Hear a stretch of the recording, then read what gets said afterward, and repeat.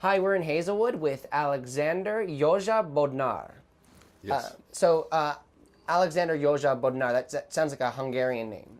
Pretty much. Although it's central, the Bodnar is sort of a Central European known name in general. I mean, in each places it means something a little bit different. In Hungarian, it means somebody that's a forest ranger or engineer. Bodnar. Jozsa is an ancient Hungarian name. It's pretty hard to fully describe the whole situation, but it's a pretty old one. Just the word itself, "yo" means good. Yeah. And so Jozsa, it could go back to pre-biblical times, possibly by actually descriptively speaking, could have meant Joshua. Oh. So I don't, because the Hungarian heritage goes back to the Sumerian civilization. Yeah. And pre-biblical times. Yeah. So the language is probably one of the oldest languages also. It's a pure language. It's not an adoptive language. It's not related. I heard it's sort of not related to any other language. Well, except the Turkic languages. Okay. So you were born in Hungary. Right? Yes.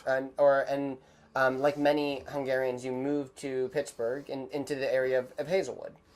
On the long shot, yes. Well, it's a long story made short. I actually fought in the Hungarian Revolution in 1956.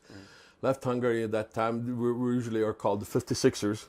We revolted against the Soviet communist oppression in general, both the pan-Slavistic Russian imperialistic communism as well as the system that was established even for the Hungarians to run the Hungarian communists. So it was a pretty fifficky situation, if that's a good way of putting it. And it took me 3 days to figure out what was going on, but I engaged and fought in the revolution myself. I was only 14 and a half. Wasn't Twitter also back then? So well, it was putting it. Yeah, precisely. Yeah. That's the time when a lot of the youth and the working class people. I'm talking about all categories of youth: college kids, high school kids, and even grade school kids. I just finished grade school. 14. I was 14. I just finished grade school. Yeah. And it was a pretty good-sized mayhem. And it took me 3 days to figure out what was going on, and realized that they were shooting my people, and there's a lot of injustice going on. We were trying to demand the 12 points of liberating Hungary, and they didn't want to adhere to that, and it became a major breakout. Yeah. And bloodshed and so forth. Yeah, and then so you fought there, and then you... Then in the end of the revolution, when it was totally hopeless, our family decided to leave Hungary. Okay, and so we packed and just with our clothes on our backs left, and my parents and I broke away from each other, and I ended up going to Vienna looking for them, and I escaped to the landmines alone, which was not just landmine, but also was patrolled by Russian armored cars with phosphorus machine gun bullets. Wow. They sometimes scraped the area to look if there was anybody crossing the border lines. So it was a little hairy situation also. Yeah. Ended up going there, and Vienna. From Vienna, I ended up going to England. Yeah. And went to 3 different cities. First to Bedford. First to Dover, England, and then afterwards I went to Bedford. Yeah. And they were trying to actually adopt me even, a couple of different entities, and that's when I realized I better tell them that I still have family. Right. And connected with my family, and ended up that I found my parents through my grandparents by corresponding. And we connected and arranged for me, since I was a minor, to come to the States from London. Okay. So from London, I lived in London for a good while too, which I loved very much. I loved the English terrain. Not necessarily 100% on the cooking, especially in Bedford. It was a fairly, that was when I realized that I really miss my grandmother's kind of cooking, who taught me how to cook, incidentally. Yeah. And that brings you, I guess, to you run Jozsa's Corner. Hungarian restaurant, yes. Hungarian American or Hungarian? This is basically pretty heavily Hungarian. I call it Hungarian improvisational. Hungarian-American improvisational cooking. Yeah. But heavy base as Hungarian, and very nominal. Just pleasing stuff, that everybody knows, like stuffed cabbage, potato pancakes, chicken paprikash with homemade dumplings and cucumber salad and things like that. Goulash is... oh yeah, we do regular goulash, and then we also do Transylvanian goulash. Yeah, and I heard it's one of the best places in Pittsburgh. As far as Hungarian cooking, yes, I'm 60-mile radius accessibility, and then nobody else cooks anything like that around here. It's authentic and it's original cooking. I learned from my grandmother. One of the better places I heard, not even just in Hungarian, just in general. Oh really? Just in Well, terms that's of good to hear. restaurants, yeah. This is incidentally my 25th anniversary coming up this June. Really, and it's a corner shop, and you make stuff specially for people. Precisely by reservation. So I usually do a reservation for a party of 4 on the weekdays, Monday to Friday, and Saturday and Sunday I do for six people or more. Oh, okay, because it's busy or because it's the weekend, right? Precisely. So to me, it's worthwhile to have at least that many to work with. But my original background is actually advertising, sales promotion, public relations, and marketing. Really? I'm a graphic artist by trade, and this is really an extension of my arts. Yeah.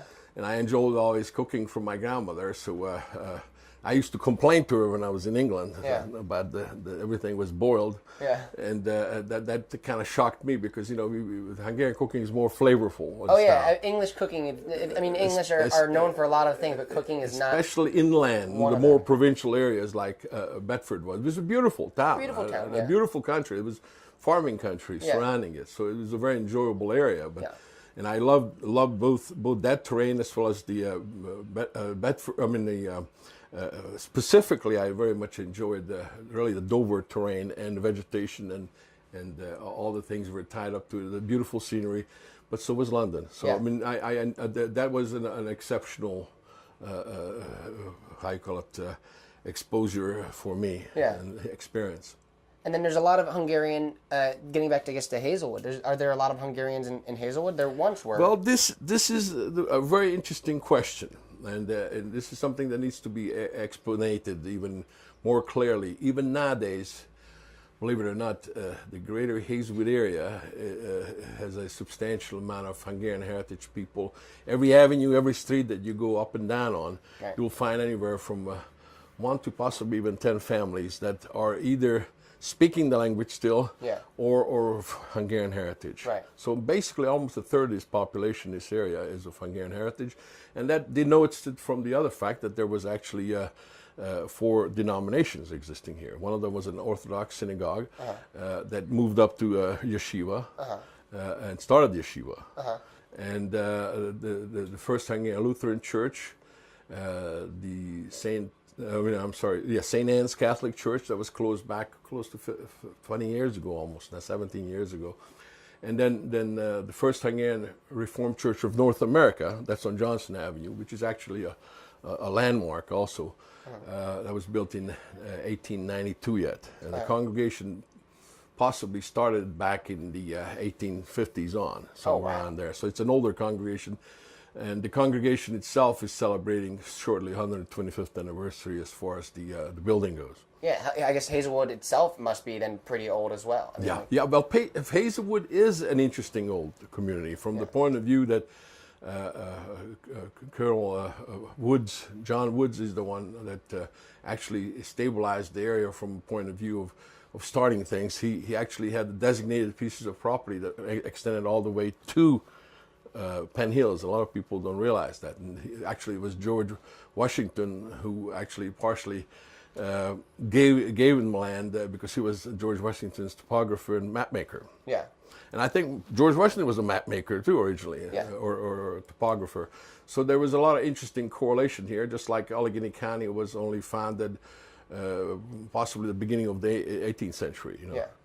So 19th century, not 18th. I think it's more so in the turn of 1800s is when it was crystallized to become Allegheny County, but originally it used to be Washington County. And you've seen Hazelwood change a lot, and you have plans for it to change in ways as well. So to briefly touch upon, I guess, how it's changed, how you've seen it change, and how you unfortunately, we have a lot of teeth that were taken out of the avenue. Mm-hmm. There's quite a lot of other places were torn down. When you figure that the community had, according to some notes, 33 to 38,000 people living in the greater Hazelwood area, where there were boarders that shared beds in a 24-hour period, 8 of them switching beds with the same sheets yet. They were working for the meal and so forth. Right. This area had a lot of population in the base. In fact, when in 1957 I came to the States, you actually had people walking the sidewalks here immediately in this Hazelwood area where we're located, 4800 block, where people were crowded from sidewalk to the walls, both sides. And that's the kind of traffic existed in the Hungarian Social Club that just closed last year in September, had 2,500 regular members. Wow. And so that's the change that used to be, and then how do you envision Hazelwood will change in the future? Well, Hazelwood has an amazing capacity. One is that it's 2/3 wrapped around by a river. Now that has to be very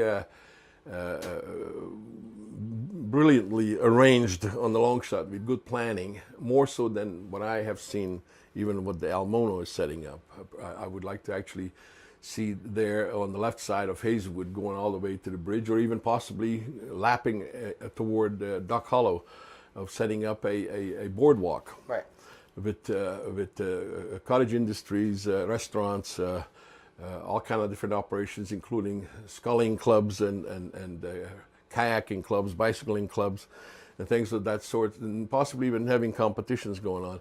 So the area with the 2/3 wraparound has a lot of positive situations where they could even elevate the boardwalk and have it going all the way under and over the bridge area. So that could be more or less like a positive, how you call it, maybe Native American and aquatic fishery type, ongoing fishery type of a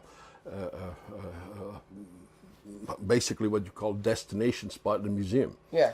That would obviously provide a lot of jobs, not to mention, of course, if the cottage industries and all the other operations that would flare up and would be properly set up could provide a lot of jobs. That would be an ongoing situation. So, yes, I would say that the area has unbelievable amount of possibilities, because basically it's not just 2/3 wrapped around by a river, but it's a geographically strategic location for many accesses and developments at large. We have very easy accesses to the South Hills.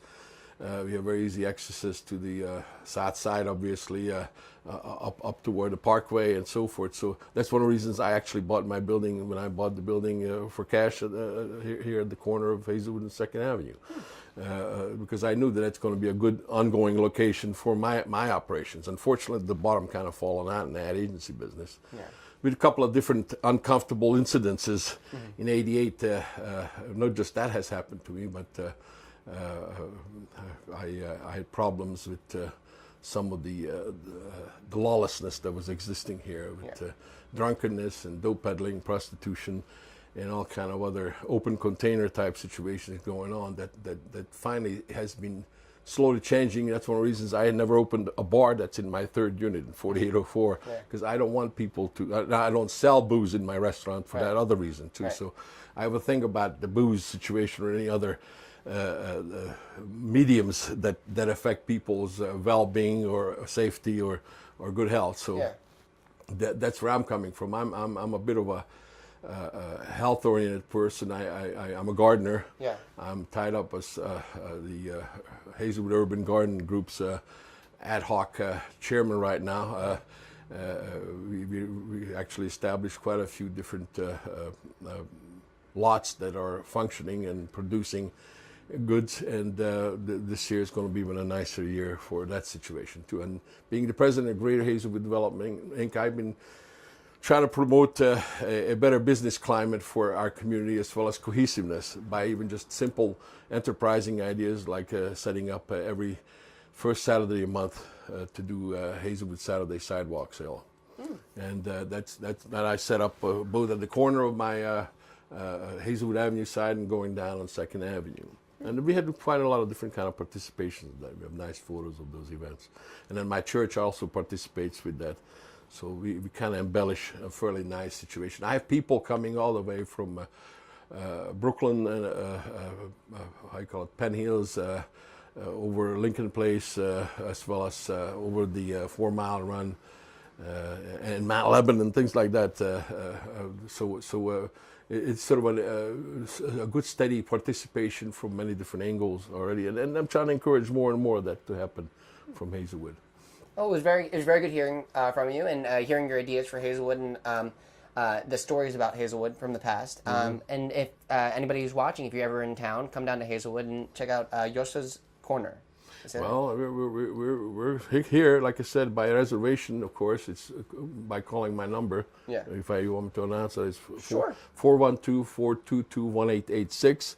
Just call us, and even if you don't catch me, you can always leave a message. Cool. And we'd be glad to meet with you and serve you and accommodate you. And basically the direction there, since I made that transition and tooled up to run the restaurant instead of the ad agency, although I'm still running the ad agency to serve my ventures under the name of AJB Enterprises. But I do what is called Hungarian country-style family home cooking. No additives, no preservatives. I do everything from scratch. Basically just the way the grandma used to do it and the way she used to set it up. So we usually serve up 5 to 6 courses. And if you need more, you just have to ask and just fill up your bowl. So that's the way we operate, very family style. Very good. And I'm trying to encourage the family spirit at large. Yeah. All right, great. Awesome. Thanks for being on. Thank you very much. Cool.